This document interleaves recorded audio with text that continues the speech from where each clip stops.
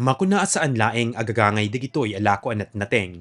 Dagitoy ket fresh ken organic produce nga inmula mismo dagiti mannalon adimmalan ti sumagmamano alawas ti training ti sustainable farming methods a nakafocus ti organic farming. Nakapagpatanor da kaditi nateng a maibilang anasaysayaat para iti sanunat ken daytoy awagas ket makatulong pay ti pannakasalwad dagiti mataltalon a daga. Ti kabalikat sa kabuhayan linkage program tinabukel babaen ti panagkaykaysa ti pribado a sektor ken government agencies. Together with our partner agencies, kasama na po ang DSWD and other attached agencies ay nagkaroon po tayo ng convergence dito sa SM City Lawag na sa tulong din po ng ating congressional districts sa pondo nila na binigay sa ating mga grupo na 12 na kinabibilangan ng mga taga-Lawag at taga-Dingras.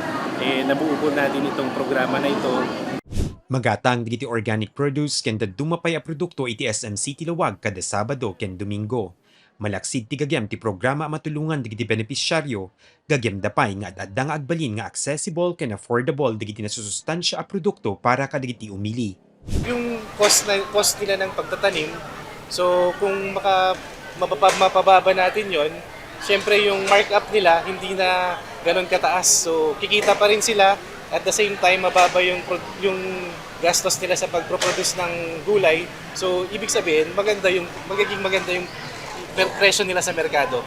Daytoy iti umuna agundaway ana isayangkat ti programa iti probinsya ken maikadwa iti intero a Rehiyon 1 ano sa dinno akaadwan kaditi naikan ti oportunidad ket 4Ps beneficiaries. Malaksid iti training a dinalanan da. Agtultuloy pa iti suporta a maipaay kaditi benepisyaryo para iti agnanayo na baligi da.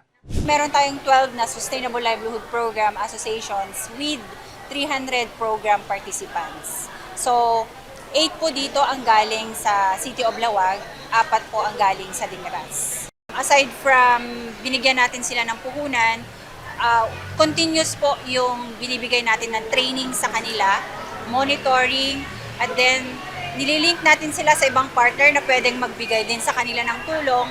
Kaadwan kaditi nakasarsalita mi a benepisyaryo tinabayagan nga agtaltalon. Marigsakan da gaputan ipayanda tinananay pay akaadalan pakasegnan iti nasaysaya at awagas ti panagpatanor ti mula. Pagyamyamanan da tinasarakan da akatinulungan ti pagsapulan da. Kasi good for the health sir. Awan ti chemical nga may halo, iwas sakit. Dapat mas pay nga i-adapt ni sir tapno may implement mi di pa dadto mga tatao sir na sir na tumuto organic sir. Yung usual po kasi na farming, bali kami-kami lang naman po yung parang nag-provide or nag-ano po ng pagbebentahan ng mga produce namin.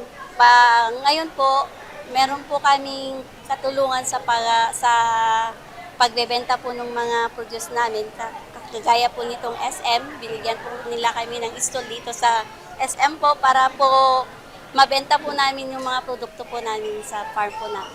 Mas maganda po yung organic produce kasi wala pong mga chemicals na inabsorb ng plants or yung mga vegetables.